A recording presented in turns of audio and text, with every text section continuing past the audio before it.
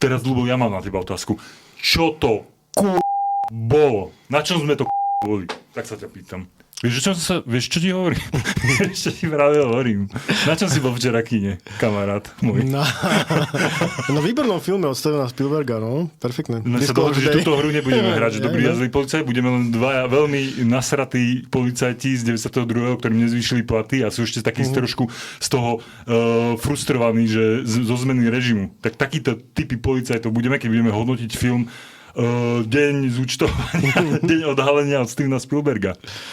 No bol som na filme, ktorý trval 2 hodiny 25 minút a našťastie som si zobral so sebou pivo. Musím povedať. Ja som mal takú, že limonádu bez cukru, takú menej sladkú a ešte maces som si zobral. No dobre. Čo?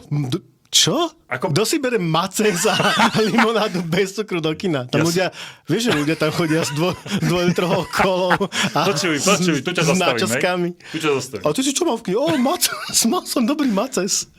Počuj, ja som mal frajerku v Prahe a ja som jej maces nosil. Že to musí skúsiť. A preto si mal frajerku v Prahe. Počuj, ja som bol tento týždeň 4-krát v kine. 4-krát a 4-krát som mal maces. Tak tematicky som chcel, že akože Spielberg maces, vieš. No, ale predtým, ako budeme Spielbergov nový film totálne hejtiť, tak ty si sa ma chcel ešte niečo spýtať, nie? Áno, Palo? Áno? Mám na teba otázku. Áno, naozaj, prekvapivo. Povedz mi tvojho najobľúbenejšieho filmového mimozemšťana. A môžeš povedať, že rasu. Predator. Mimozemskú rasu. Predator? No to sú asi, čo... Ale oni majú veľa ráz, ale to sú čo, rasy lovcov asi? Tak áno, jasné, klasický Predator. Ale vieš to na filme? Ne, dvojke, Predator 2. Stojí, lebo mamička vystrelí v tom. Nie. 2. Podľa si 2? Áno. Je to Predator 2? No. Lebo prales, džungla normálna, sa zmenila na mestskú džunglu. Oh, yeah. A je tam Danny Glover. Geniálny. A je to podceňovaný film dosť. Takže... No, otázka je, či právom alebo nepravom. Určite, podľa mňa určite neprávom. Hej. No, a ty právom či neprávom? Ne, akože ja mám rád toto univerzum votrolecko-predatorské, takže... Však tam prvýkrát fajn. zistíme... Ale jednotku mám radšej. Fakt. Ja inak, dvojku, ale to je asi jedno. Ale tejto dvojke prvýkrát vlastne prepoja tieto dve univerza.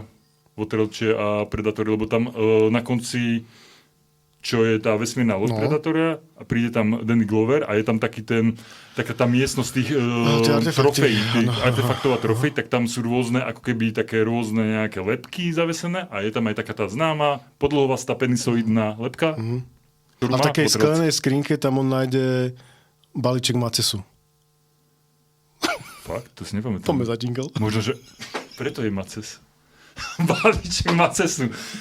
Ak by Predátor jedol maces... Tak by nezabíjal. Možno toľko. A možno viac. Inak... Nerozvíjajme túto teóriu. Ale Predátor, ktorý je maces, že on si ide tak na ten svoj lov a že čo si dá pod zub, pod ten svoj mega zúbok. A že dám si trochu macesu a takej tej nesladenej minerálky. A potom pôjdem na barnicla. A potom vytrenem chrbticu Arnoldovi v pralese. To ma vždy tak nabudí.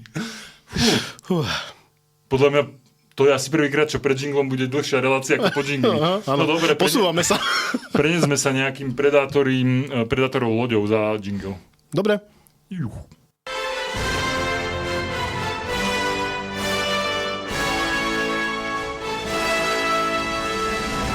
Niečo na tom filme je. Čauko, ja som Ľubo Šulko. Čože? Vymenili sme si role. Wow. Ale toto... A ja som Paolo Krátko.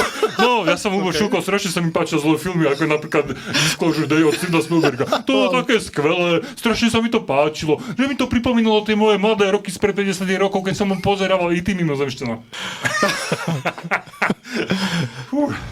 Teraz si prudko narastol vek, ale aj IQ. Komu? Tebe. Ja keď sa vydával za mňa. Nemáš, hej, ale teraz si chvíľu mal. My sme sa vydávali. Sme rozšafní a neprešli ani 5 minút. Už nebudeš chodiť s macesom do kina. Už nebudem nikdy chodiť s nikým asi. Po tejto epizóde. Dobre. Počuj, tu podpíšeme zmluvu, že to odvysielame tak, ako sme to teraz tu... Ty? Čo ja? Ja som len ty. Toto sa Počuj, toto zase budú ľudia nám písať, že sme zase neodborní. Fú, ale extrémne. No, dobre. Čauko, ja som Paolo Knapko a toto je 11. epizóda filmového podcastu.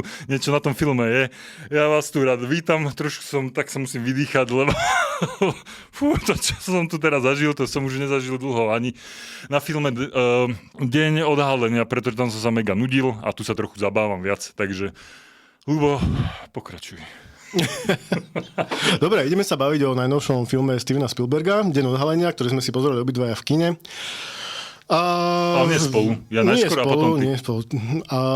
Trochu som dúfal, že tebe sa nepáčil a že mi sa trochu bude páčiť, aspoň bude taká polemika nejaká, ale budeme skôr asi obidvaja hejtiť.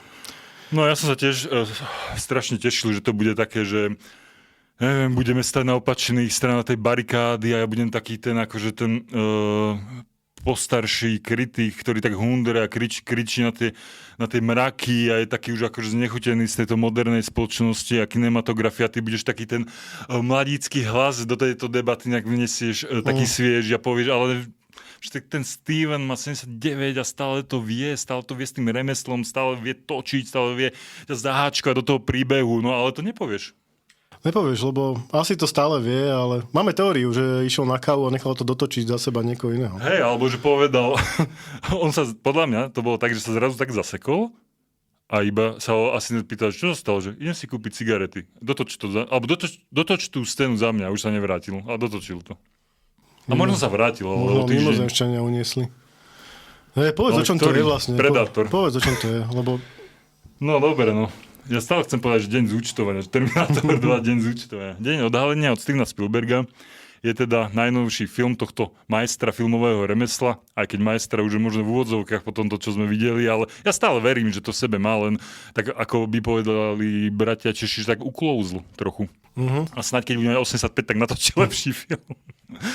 No, Deň odhalenia, je to film podľa traileru to mal byť film o mimozemskej invázii, ale Spielberg tak záškodnícky tým trailerom trošku ako keby ľudí tak chcel zmiasť, takže ten film není úplne o tomto. Není to o tom, že Zem prechádza nejakou šialenou hororovou inváziou mimozemšťanov. Samozrejme, že táto linka s mimozemšťanmi a s príchodom mimozemšťanov tam sú. Hrá tam Josh O'Connor, hrá tam Emily Blunt. Sú to skvelí herci, ale nie v tomto filme, kde to úplne to vyzerá, ako keby prišli z nejakej točenia nejakej reklamy, sú úplne zmetení, ja neviem vôbec, čo sa tam deje, oni nevedia, čo sa tam deje. A skrátka, oni tam odhalujú, rozkladajú tam nejakú veľký komplot, veľké sprisahanie, ako keby vládne. A niekde tam je teda aj tá príbehová dejová linka tých mimozemšťanov niekde tak vzadu, asi v 5. pláne. A oni chodia z bodu A do bodu B a potom sa vracajú, idú do Kansasu, idú z Kansasu. Naháňa ich zlý Colin Firth a je to také celé... Povedz slovo za mňa. Je to sračka. Ja som chcel inak začať pozitívami, ty koňo. Aha. Aspoň vieš, a potom prejdeme k sračkám, ale zabudol som. Pozitív môžeme povedať, že úvodná scéna toho filmu je super. Ako keby ten zámer toho, že to začne in medias res, že to nemá expozíciu a začína to vlastne tým vtiahnutím do deja, že ťa to tak zaháčkuje, že ty vlastne vôbec netušíš, čo sa deje a že je tak naozaj taká až freneticky plní ten dej. Je to také akčné, je to, ako keby si pozeral 24 seriál Šmrcnutú z Mission Impossible alebo z Minority Report, je to také naozaj, že sa to proste odsýpa to, hej, že nevieš vôbec, čo sa tam deje, ale v tom je tá krása, v tom je možno takéto aj prekvapenie toho filmu, že skrátka čo sa to pre Boha deje, hej, a to je fajn. Je to také thrillerové, je to také napínavé a pomaličky. Ja som strašne rád inak za to, lebo toto samozrejme není výmysel Stevena Spielberga, že takto začínajú in medias filmy, ale je taký nešvar, čo rozšírili niektorí režiséri, že to takto začne, takto krásne bez expozície a potom tam dajú, že pred jedným dňom alebo pred 24 hodinami. A toto bolo veľmi odvážne. Dovolím si povedať sexisticky, že to malo gule tento film a tejto prvej tretine, lebo tak začal, ako začal. Nevracali sa už dozadu, neboli tam žiadne flashbacky, nebola tam žiadna retrospektíva. Skrátka tam bol proste taký ten holý príbeh, ktorý proste tiekol až do... Ty si povedal jednu vetu, že čo sa to pre Boha deje a to bolo fajn. A toto si povieš v 52. sekunde toho filmu. A o 2 hodiny neskôr si povieš, čo sa to pre Boha deje. A už to není fajn. Už je to proste, že... Ja som ešte po hodine si Strašné. stále hovoril, že to je extrémny bordel. Ale ak to bude v tom nejakom že v tom treťom akte, ak sa to celé tak spojí nejako, že taká tá nejaká klišé skladačka Spielbergovská sa tak nejako prepojí v tej poslednej tretine, v tom finále, OK. Že je to taký ten tvorčí nejaký tvorivý zámer autorský, že je to naozaj také nejaké eklekticky šialené, chaotické, nejako sa to cez seba potom zauzli a poduzli a bla bla bla, neviem, na konci teda bude nejaká tá pointa, ktorá to celé nejako tak na tie koleje akože zase dá, tak asi OK, len sa to nestalo. No dobre, teraz sme povedali všetko dobré, čo na tom filme bolo a môžeme ísť hejtiť. Ale počuj, ešte čo tam je akože dobré, tak je kamera Januša Kaminského, on je akože taký dvorný kameraman Stevena Spielberga, aj keď to, čo tam on ako keby robí, tak to už není až také nečakané a nové, hej, že on to už takto, také tie jednozáberovky, ktoré pretiekajú tá kamera z auta do auta, z interiéru do exteriéru, je to pekné, ale už sme to videli, ale je to aspoň nejaké pozitívum toho, že to tam tak pekne lieta tá kamera a naozaj, že prechádza z rôznych prostredí, z rôznych scén a to je fajn. Len naozaj to nie je žiadna novinka. Januš Kaminský, on točil aj Schindlerov zoznam, ale napríklad ja mám od neho veľmi rád film Skafander a motýl, to je podľa kníh, možno, že to inak poznáš. A je to o tom, že šéfredaktor inak magazínu Elle má mozgovú mŕtvicu a skončí pripútaný k lôžku a vie komunikovať len žmurkaním. A to je výzva nielen pre scenár teda, ale je to výzva aj pre kameramana, ako takto vlastne klaustrofobický príbeh nejako nasnímať, aby to bolo zaujímavé. Hej? A je to super film, Skafander a motýl, takže to odporúčam. Tento film Deň odhalenia nie. No neodbiehaj k dobrým filmom a poď sa venovať Disclosure Day. Poďme sa venovať teda. Ja poviem najhoršiu vec za mňa, herci, proste pomoc, akože pomoc. No boli stratení, jak tí tá Emma diváci. Blunt ešte dobre, chvíľami dobre, ale tí ostatní, čo ja neviem, či sa im nechcelo, či im nezaplatili, alebo čo to malo byť, proste tak ploché postavy. To som dlho nevidel. Stále mi do hlavy išlo, preboha, mali ste tam obsadiť Davida Duchovného a Gillian Anderson z Aktov X a to by bolo, bože, akože oni mali medzi sebou chémiu, veril si im to všetko a toto bolo, ja neviem, proste. Ja som sa tešil na Josha O'Connora, čo bol teda jedna z tých hlavných akože, mužských postav. Ten hlavný hrdina, čo z Emily Blunt tam chodil z Kansasu do Kansasu a naspäť. Tak ja som sa veľmi na ňo tešil, lebo on je super. Napríklad teraz je na Nože 3, hrá tam a tam hrá takého farára. Je to perfektná, tam je dobrý, no. Je to perfektná rola, je dobre napísaná. Podľa mňa niekto hovorí, že to také trošku už prehltené tými informáciami, tie pokračovania na Nože, ale tento Josh O'Connor tam podľa mňa úplne je to super, je superstar akože v tomto filme, ale tu tak on je úplne taký možno, že to tak malo byť, ja neviem, že to je naozaj ten zámer autorský, že mal byť taký zmetený, mal byť, ja neviem, jak keby sa práve zobudil a niekto mu dal kávu, on sa ešte ani tej kávy nenapil a už ide točiť 15 scén, hej, ja neviem. A o tých nezaujímavých ako keby vedľajších postavách, tak to mne príde, jak keby oni nakastovali tam nejakých úplne dvojrozmerných bondovských záporákov zo 60 70 rokov. Ešte aj tí boli viac plastickí ako títo. To boli. Colin Firth, ja neviem, odkiaľ prišiel, či z reklamy na Snickers tam prišiel. Úplne bol taký... On by nemohol, inak mne to tiež napadlo, že bondovský záporák, on by nemohol hrať v najhoršej bondovke, najhoršieho záporáka, by ho neobsadili. A Barzeka, na ktoré si spomenieš úplne tých trápnych, tak ne, lebo proste nebolo to ani tak dobré. No asi by neprešiel castingom, ak by takto hral. No a potom tam je ten afroamerický herec, ja neviem, ako sa teraz volá, ale to je tiež... Morgan Freeman z Vyšu. No, asi neviem. Alebo taký... čo je horšie ako Vyš tému? Teraz? Asi, tak Sheen možno. Sheen. Neviem, Charlie. Bazoš. Dobre, tak sa neprídu z Bazošu nejaké prežalobné výzvy. Neviem, čo posielajú. Preboha. Bazos. Morgan Freeman z Bazosu. Jeff Bazos. No dobre, to už zase, ježišmária. Keď hovorím o zlých filmoch, tak tu máme eskapistické myšlienky, utekáme k iným témam, ale my sa zase navrátime na tie kolaje. Ja sa navracam na tie kolaje aj ty, Ľubo. Poďme na to. No, je to úplne na hovno film, no. A tento akože afroamerický herec z Vyšu, z tému Sheenu, tak on tiež je ako keby prišiel úplne z iného filmu a to je jak keby ten Spielberg. Ja neviem, na čo myslel, ono to celé mi tak pripadá jak nejaká 10. séria, 23. epizóda nejakého spin-offu, nejakého seriálu, čo síce je to ako keby pozitívum, že naozaj to nemá expozíciu ani media zerez, ale mohlo by to mať nejaký dej, lebo ono v podstate sa to celé tvári, že to má strašne komplikovaný dej, ale nemá. To je tá pointa, ktorú vám teraz zvestujem, ono to nemá dej. To je proste šialené. Ono by sa to dalo, kebyže naozaj, že tú vatu stade vytrháte preč, že tú vatu proste takto odhodíte, ako teda odhadzuje moju rešerš na tento film, čo teda čistý harok papiera. Odhoď, dobre. Tak kebyže to takto odhodíte preč, vytrhnete tú vatu, tak tam zostane, že veta deja. Vata preč, veta deja. To je celé, ako fakt. Steven, toto si za klobučík nedáš práve, tento podcast. Dáme tomu anglické titulky, aby si to mohol pozrieť. Kvôli tebe to dáme normálne analogovo nadabovať po anglicky nás. A mňa bude dabovať, kto by mňa daboval? Mňa bude Keanu Reeves. Julia Roberts. Buď Keanu Reeves alebo Julia Roberts. Dobre, to bol druhé meno. A teba by mohol Morgan Freeman. Dobre. Alebo... Máš taký charizmatický hlas, tak preto. Štefan Kvietik po anglicky. To nie je zlé. Počkaj, ja poviem niečo, čo bolo na tom zle. Ty si už povedal. Herci.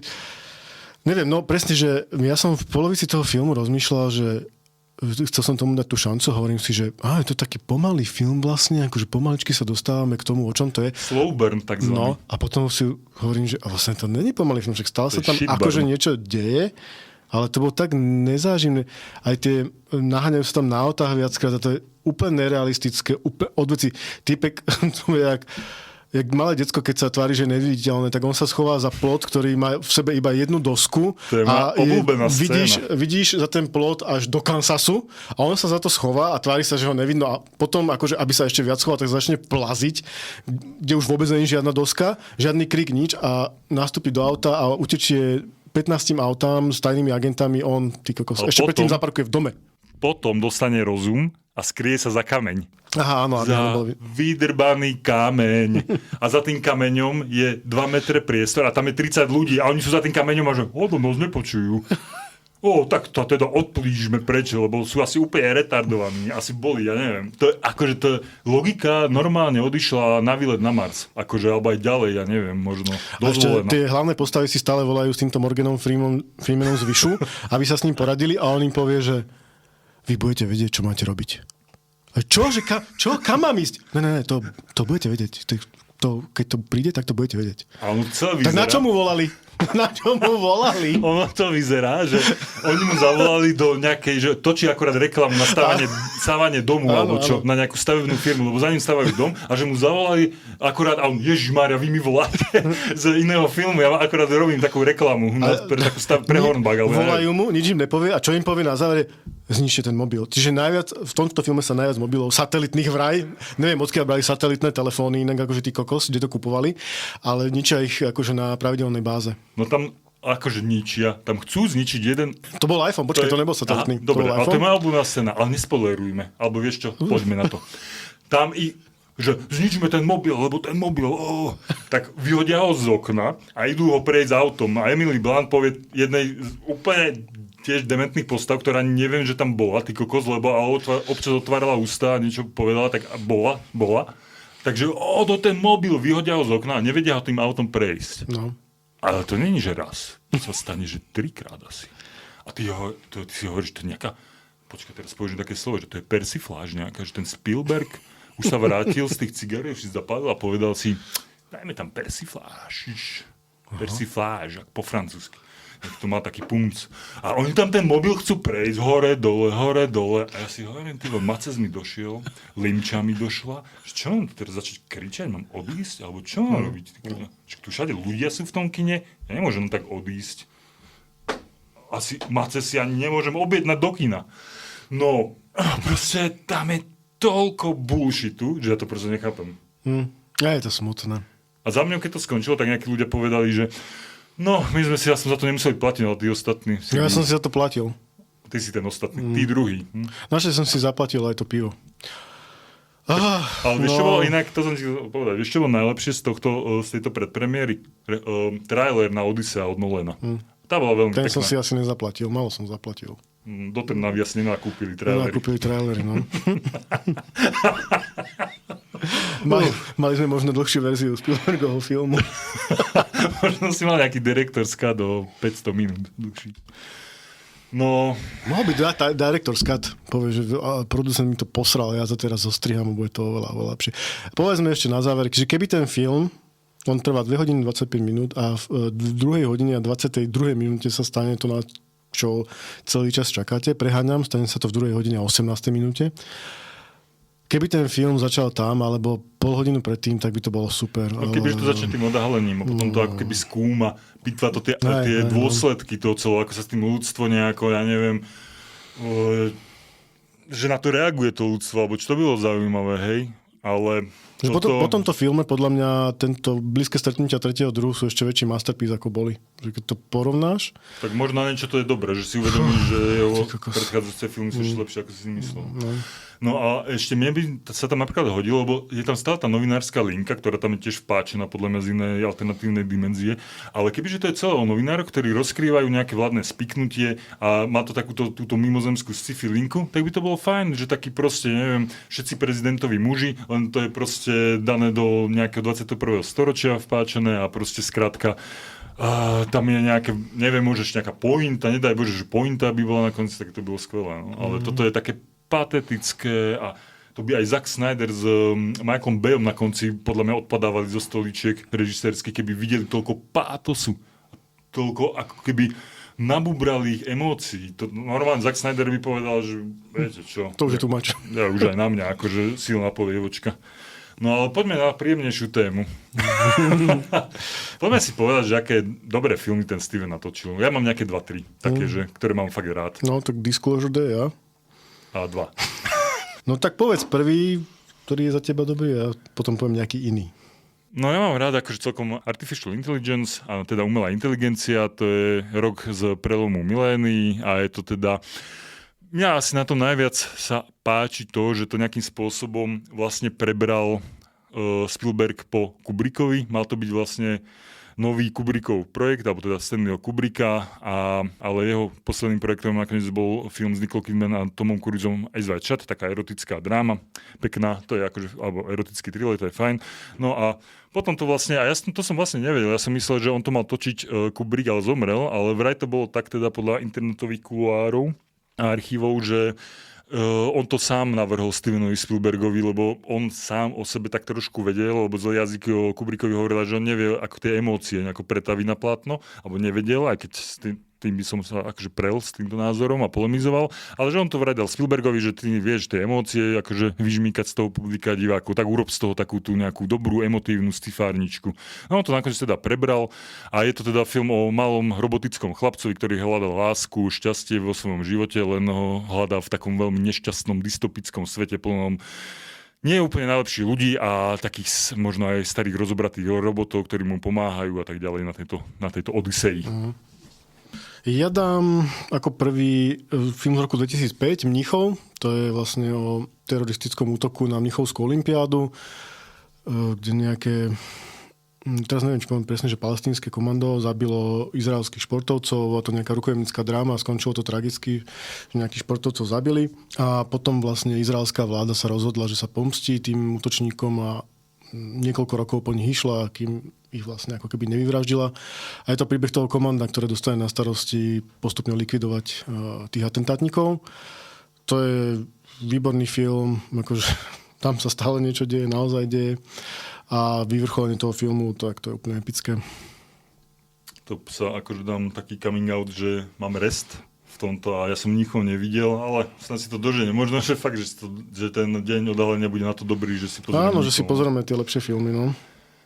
No a ja by som chcel odporučiť vlastne, ešte to nebol kinofilm, ani teda celovečerný kinofilm Spielbergov, alebo to ešte jeho televízny film a to je Duel a je to vlastne taký thriller o takom anonymnom zle, ktoré on vlastne nejakým spôsobom pretavil a vopchal do prednej kabiny kamiónu. Je to vlastne o zlom kamionistovi v kamióne, ktorý naháňa úplne z nejakých random dôvodov hlavného hrdinu vo svojom fáre naprieč americkými diaľnicami. Ten hrdina nevie, prečo ho ten kamión naháňa. Je to takéto naozaj takéto nejaké nedefinovateľné zlo alebo takéto pure evil, ktoré on naozaj tak zmateriálnil do toho takého hororového kamiónu a stále počuť to trúbenie, on nevie, že prečo, pretože že prečo sa to deje, vôbec netuší, on si chvíľu myslí ten hlavný hrdina, že asi vie, kto to je, ale aj to je ako keby taký nejaký Planadejová ulička, takže toto je dobrý film, no, je to jeden z jeho prvých filmov, takže to by som odporúčil, a bol to ešte pred Čelústiami a trošku je to inak podobné Čelústiam.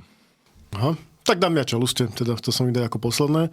Dám ich teraz. To bol vlastne film, ktorý bol, myslím, že dosť taký prenasledovaný nejakou smolou, že sa im pokazil ten žralok mechanický, ktorý mal také tie dramatické scény točiť, tak to nakoniec akože pretáčali nejako inak a možno to pomohlo tomu budovaniu atmosféry. Je to, myslím, že film, v ktorom si zahra Spielberg sám, ale iba ako hlas, ktorý niečo hlási v nejakom miestnom rozhlase. A vlastne Čeluste sa natáčali, myslím si, že rok alebo dva po vydaní knihy, ktorá sa stala bestsellerom a vyvolala keby taký záujem o tému žralokov na plážach. Ja som si vždy myslel, že to je Bielý žralok, alebo ako sa to volá, tá kniha? Čeluste. Čeluste? Aha. A ja som si vždy myslel, že to je takéto šestákové bečkové čítanie, alebo taká tá beletria. Ne, ja som to teraz čítal, lebo nejak som ma to narazil v knihkupectve. A som si prečítal, že o čom tá kniha je a ona vlastne ako keby aj inak končí ako film. A je aj trochu o inom. Je tam taká iná dielová linka, že rieši sa tam viac, prečo je ten starosta toho mestečka motivovaný nechať otvorené tie pláže, že nejaký vydieraný a tak. Pridáva to k tomu takú novú linku. Aj medzi tými hlavnými postavami ty v tom filme cítiš nejaké napätie a toto je vlastne vysvetlené, že prečo je medzi nimi také napätie, majú tam nejaké akože veľmi osobné problémy medzi sebou a koniec je iný ako filmový. Takže tá kniha, ak niekto má rád ten film, tak sa naozaj oplatí prečítať. Možno by som len poznamenal, že vlastne Čeluste Spielbergové začali takú tú éru naozaj tých letných alebo tých veľkých blockbusterov. Áno. No a ja by som tiež povedal, že čo ja viem, také z poslednej dekády Spielbergovej, tak ja mám strašne rád napríklad The Post, čo je film s Tomom Hanksom a Meryl Streep. A je to vlastne pre mňa to je taký prolog k afére Watergate, je to vlastne taká novinárska dráma, novinársky thriller, je to o tom, že dostanú sa k nejakým takým liknutým informáciám o tom, čo robila americká armáda, aké svinstva robila vo Vietname a naozaj je to ako keby taká predkapitola alebo prolog vlastne k tomu, čo sa dialo za Nixona počas aféry Watergate, ako som povedal. Takže to je dobrý film a ešte by som rýchlo povedal Ready Player One. To je podľa mňa natočenie tak komplikovaný film. Je to adaptácia vlastne knihy Ernesta Kleina.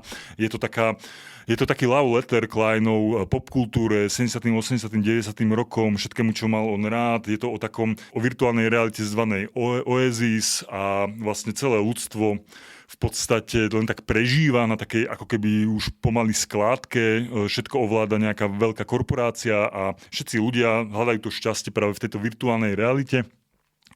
A ten film je vlastne o tom, že ten zakladateľ tej virtuálnej reality, on keď zomrel, tak tam nechal nejaké také, že easter egg, ktoré keď nájdu nejakí tí hráči, tak potom oni sa stanú majiteľmi, vlastníkmi tej virtuálnej reality, lebo nechcel ho prenechať práve tým korporátnikom tej korporácii.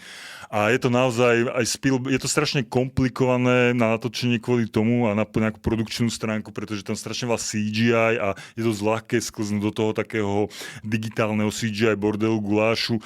A tomu Spielbergovi sa to podľa mňa nejakým spôsobom podarilo, aby naozaj nepadol do týchto bažín takéhoto utrápené a uťahaného CGI. A on aj sám hovoril, že to bol jeho tretí najťažšie natočiteľný film, že prvý bol, myslím, že Čeluste, potom bolo Blízke stretnutie tretieho druhu a potom prišlo Ready Player One, kde naozaj musel kombinovať takú tú analógové herectvo, analógové nejaké režijné remeslo práve s tým CGI, s tým ako keby nejakým natáčaním pred zeleným plátnom. Hej. Že to bolo ako keby strašne komplikované a náročné.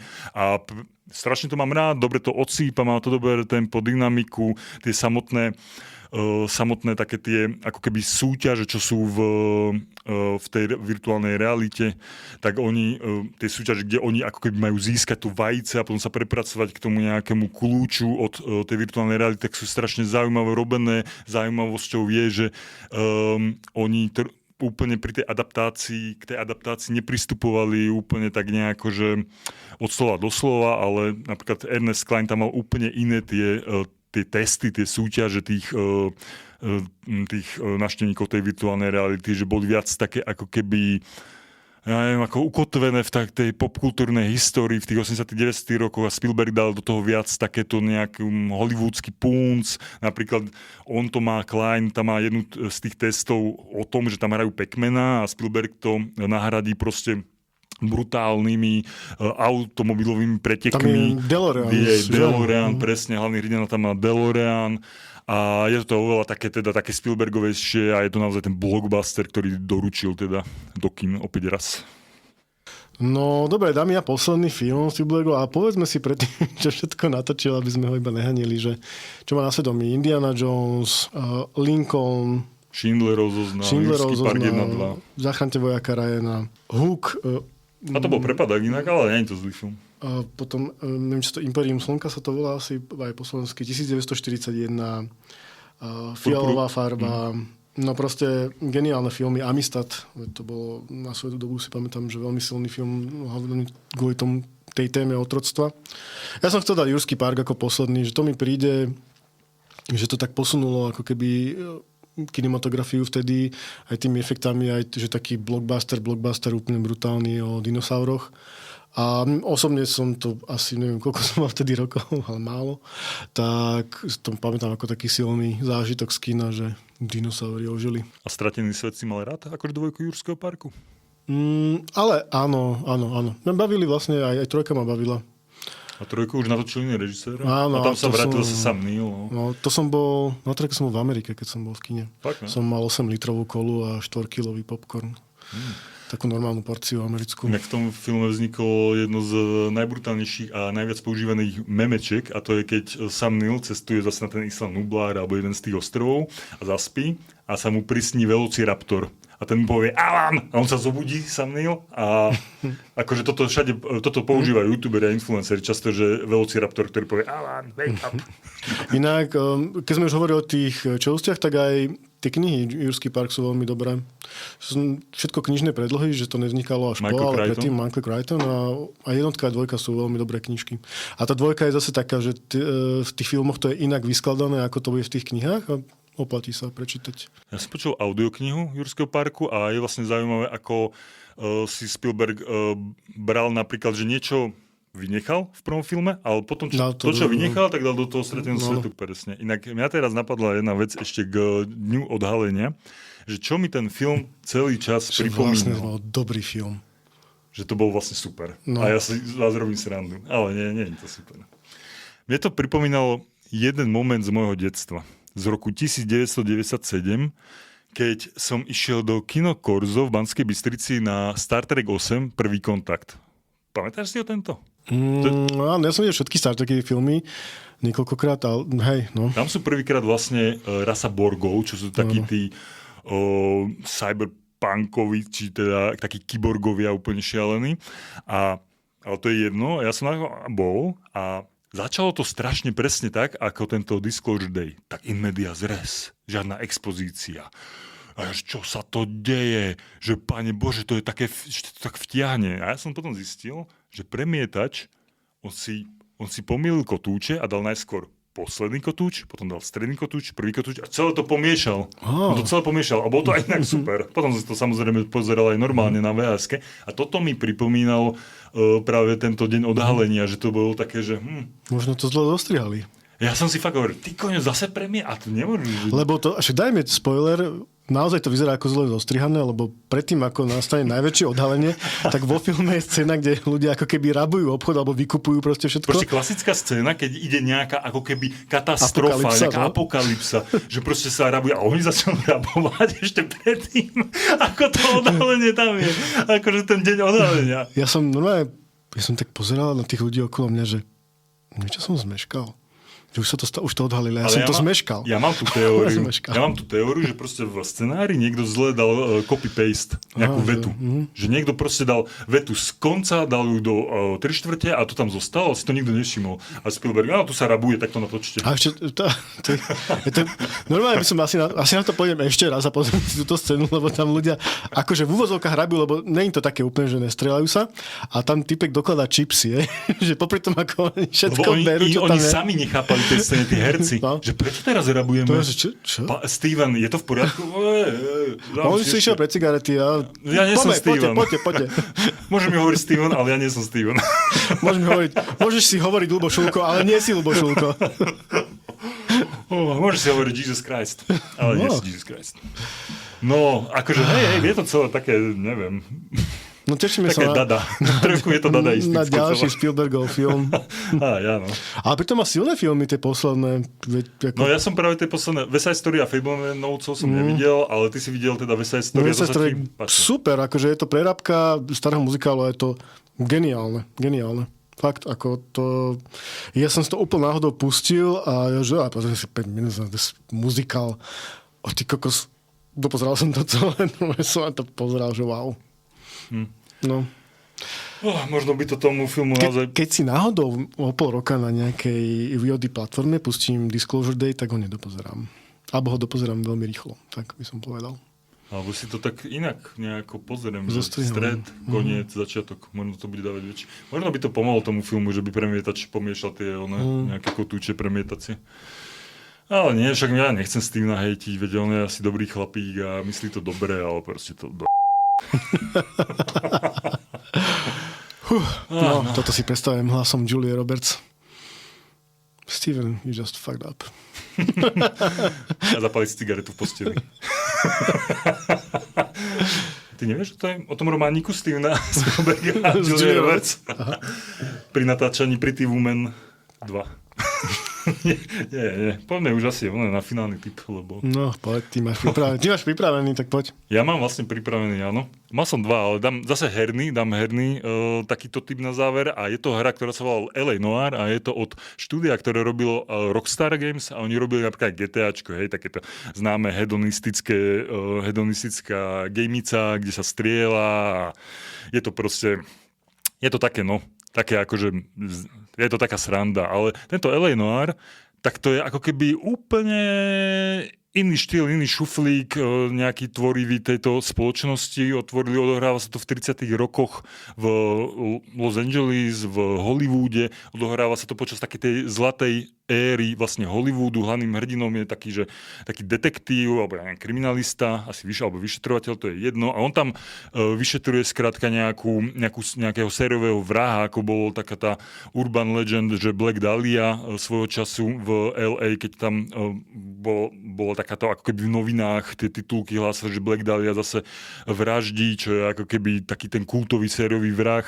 Tak toto ako keby sa inšpiruje práve touto etapou alebo fázou, érou Hollywoodu. Je tam napríklad strašný dôraz daný na vyšetrovanie, že vy zoberete do ruky nejaký predmet, otáčate ho, hľadáte tam stopy a tak ďalej. Napríklad motion capture tam bol strašne ako keby vyvinuté, to bolo v nejakom 2013-14 roku, ako keby urobená táto hra a boli tam reálni ľudia to hrali, ale bolo to ako keby týmto motion captureom prenesené do tejto hernej reality, naozaj, lebo vy vlastne, keď riešite ten prípad, tak vy napríklad vypočúvate tých svedkov a musíte na základe tej mimiky vytušiť, či vám kláme alebo nie. A to je na tom také zaujímavé. V roku 2014 to bolo absolútne nemysliteľné, že nejaká takáto ako keby nejaká technika herná, že by sa mohla pretaviť naozaj do tých konzol alebo na PCčko, takže to bolo naozaj také ako keby veľmi ambiciozne a fajn. Je tam, len v rýchlosti poviem, je tam napríklad zaujímavá scéna, keď vy nejakého podozrivého naháňate v nejakom sklade, kde sú kulisy z filmu Intolerancia od Davida Warka Griffisa, čo bol asi 2 alebo 3 hodinový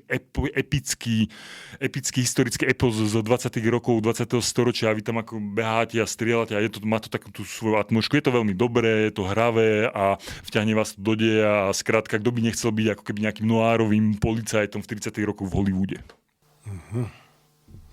Taký s väčším nadšením si o tom rozprával ako o tom filme. O ktorom? Zabudol som. O čom sme sa bavili poslednú hodinu. Ja dám 2 tipy. Jeden bude taký akože do budúcnosti. Návrat do budúcnosti. To bol dobrý film napríklad. To napríklad dobrý film, no. Asi si pozriem. A to musíš pozerať všetky 3 naraz. To je nevýhoda. Prvý tip dám knižný, keď už sme sa tu bavili, že... Teda ja som sa bavil. To je dobré. Keď už sme sa tu bavili o tých knihách, tak tým všetkým pridávam Poklad na Striebornom jazere. Čítal si to? No... Nie. Nečítal, ja som veľmi opovrhoval. A to je Maj? Karol Maj? Karl May, no. Tak ja som veľmi opovrhoval Karlom Majom a filmovými adaptáciami Vinetu Očetran. Fakt som to nemal rád. Možno som sa mýlil, možno fakt bola chyba vo mne, neviem. Ale skrátka mňa to nikdy nechytilo. Ešte malého Pala Nácka to nechytilo. Ne, dobre, to je jedno. Pokiaľ na Striebornom jazere je celkom akože, podľa mňa z tých filmov je asi najlepší, si myslím, aspoň mne sa vždycky najviac páčil, ale tá kniha je úplne iná ako ten film. Ale áno, akože nemôžeš to čítať ako Ale western, film lebo... sa mi najviac páči z tej série. No, to písal Ten bol Nemec, ktorý sedel niekde vo svojej pivnici tam v Lipsku a vymýšľal si, akože, že všetci kouboji sú Nemci, ktorí utekli do Ameriky. Inak takto začína Pokiaľ na Striebornom jazere, že tam zoznamujú hlavné postavy, že ja som tiež Nemec, Čo, aj vy ste Nemec? A ja som Nemec. Ja, že okej, že už moc Nemcov, daj nejakého Američana.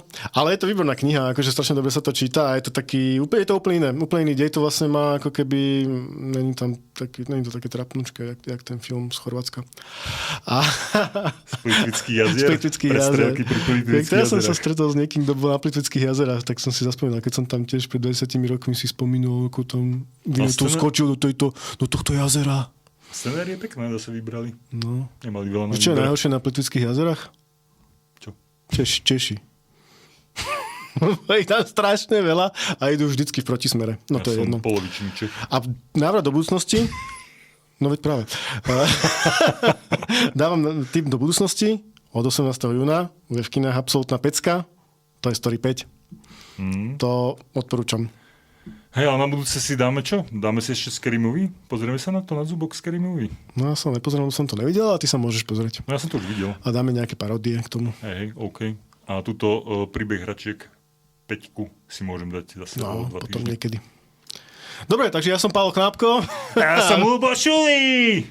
A lúčime sa s vami. Povedz to, čo hovoríš na záver, ja to neviem povedať. Ja poviem to, čo hovorí Ľubo Šulko. Aha. Čaute.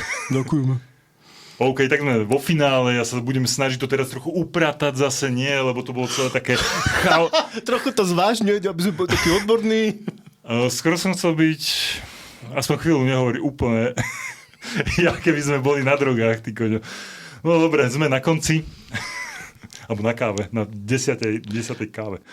No, sme na konci a sme radi teda, že ste to vydržali až sem, ale bohužiaľ dneska to bolo trošku viac emotívne, pretože sme sa naozaj sklamali, ale tak snad to Steven zase dá a natočí nejaký dobrý film, ak teda sa dožije, alebo my sa dožijeme.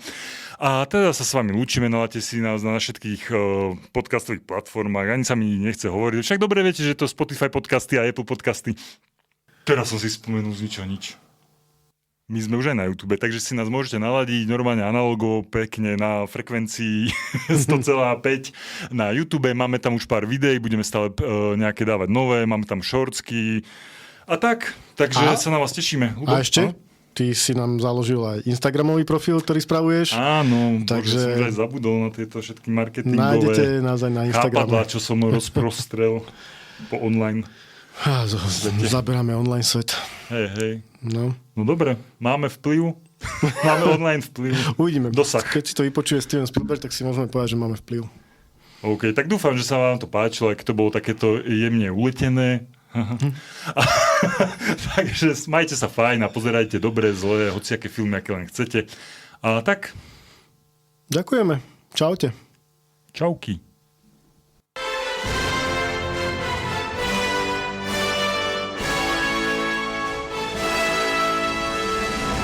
Niečo na tom filme